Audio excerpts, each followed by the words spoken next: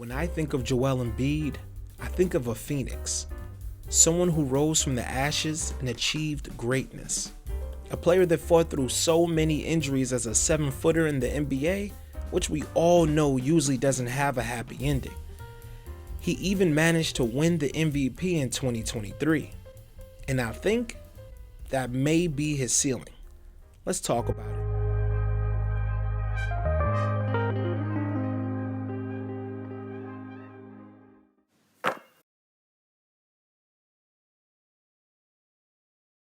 Embiid was drafted with the third pick in the 2014 NBA draft.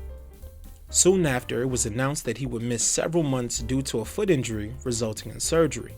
And soon after that, it was announced he would miss the entire 2014-2015 season. And soon after that, it was announced he would miss the entire 2015-2016 season. Not the start anyone had hoped for the former Kansas Jayhawk prospect. But, dubbed the process, Embiid officially began his NBA career in the 2016-2017 season. He went on to win several Rookie of the Month awards, and pretty much the accolades piled on from there. Unfortunately, along with multiple injuries, which to this point, he just has not been able to escape. However, the last 4 seasons we have seen him enjoy some of that hard work he put in to recover from all those injuries, and the results have been astonishing. Averaging a whopping 27.2 per game, 11.2 rebounds per game, 3.4 assists per game, and 1.7 blocks per game, all while shooting 81% from the free throw line and 50% from the field. His best year being the 2022-2023 season, which resulted in winning the MVP. I can't really fault any of his shortcomings due to injury, and I don't understand anyone who does. The man, when healthy, can be an absolute monster. Did you catch it? The most important part of that statement was, can be.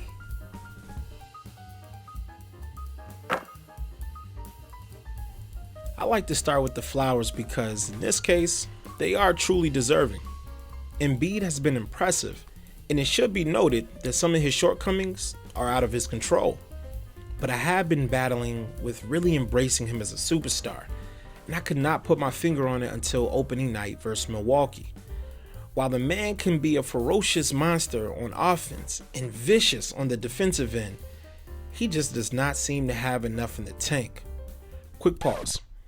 Anyone who's played basketball knows that when you first get to the gym and start balling, you take a little bit to get warmed up. After a few shots, things start to fall in place, and you get rolling about 15 to 20 minutes into the run. If that sounds familiar, then I'm sure many of you also know when you're most likely to get hurt. When you're tired, you move a bit slower, jump a little lower, people catch up to you on fast breaks and foul you, you can't move out of the path of a collision as quickly when going for loose balls, and even little things like a light ankle roll all start popping up. Okay, let's hit play again. The NBA is considered the highest level of basketball, and to its credit, the athletes must be in top physical condition to last the daunting 82-game season. Embiid seems to run out of gas around playoffs and usually ends up injured heading into the first round. But what I saw on opening night was different. Maybe it's because I've never paid attention, but the man seemed gassed. Then it hit me. He looked like he did in the playoffs last year. Not hobbled by an injury, but just plain tired. Against the Bucks, during the fourth quarter, the 76ers managed to close a double-digit gap and take the lead for the first time since the first quarter. And that's where I want to start. Embiid just stopped being aggressive.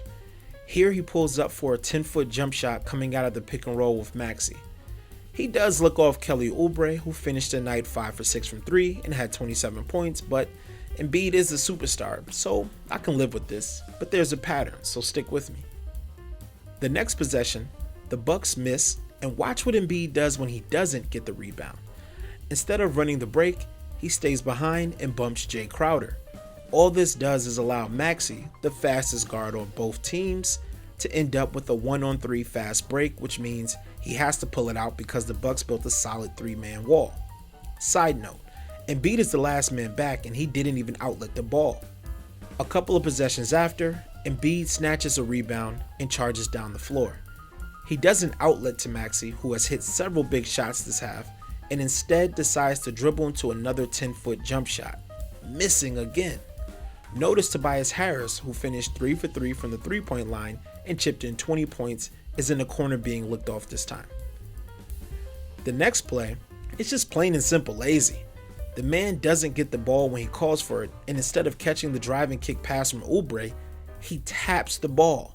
I'm guessing to Maxey, but he puts forth so little effort it goes right into the hand of the defender, who's about 6 feet from Maxey.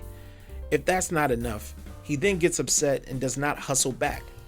Notice Jay Crowder is the man who was guarding him, and Crowder realizes that Embiid has given up or that the Bucks are paying him $3 million this year, so either way, he sprints back and hits the only three of the game as Joel crosses half court.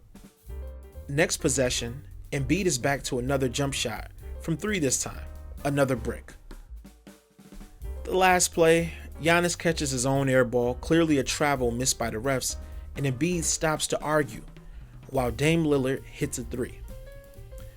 Embiid proceeds to come down on the other end and toss up a rush layup over a great defender at Lopez, and the 76ers going to lose the game.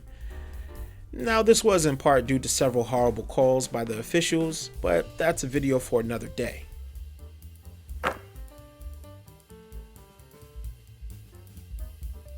Now, I will say here what everyone is thinking. It's only one game, and I agree wholeheartedly. My issue is that it's opening night against a championship contender, MVP rivaling Giannis, and one of the two players everyone else is saying might be better than Embiid. For the life of me, and for the sake of Philly fans everywhere, the man has got to do more than this. Lose after leaving it all on the court. Lose because your teammates just couldn't hit shots that night. Lose because your coach made several errors. But I cannot stomach losing knowing that the best player on the team, and arguably the league, was just not that into it. What do you guys think? Thoughts, comments, opinions below. Mr. B, signing out. Peace.